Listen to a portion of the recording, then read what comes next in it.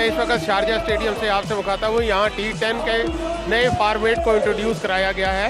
Cricket का इस वक्त एक तारीखी मेला लगा हुआ है और इसकी इफ्तिताई तकरीब हो चुकी है।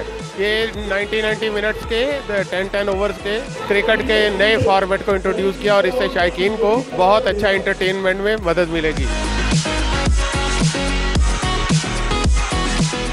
I am the brand ambassador of General Petroleum, which is the owner of Team Pakhtun in the T10 Cricket League. And as the brand ambassador of General Petroleum, I'm here supporting our team, Pakhtun.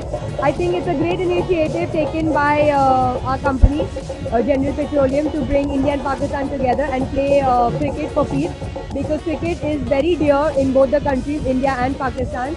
And I think cutting it down to 10 overs is really great because we live in a very fast-paced, today very fast-paced, and nobody really has time for a lot of things. But cricket is so dear to everybody that they want to watch it, and cutting it down to 10 overs, I think it makes it easier for everyone to watch it.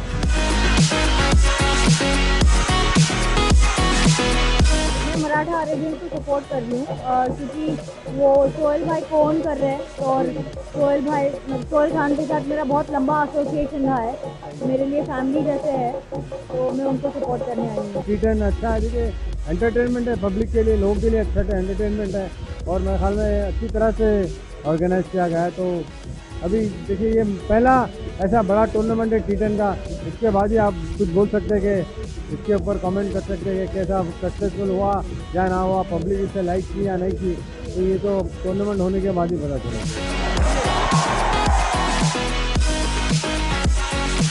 Cricket के नए format को introduce किया और इससे शायकीन को बहुत अच्छा entertainment में मदद मिलेगी। Sheikh Tariq Nadeem, 87 news, Sharjah.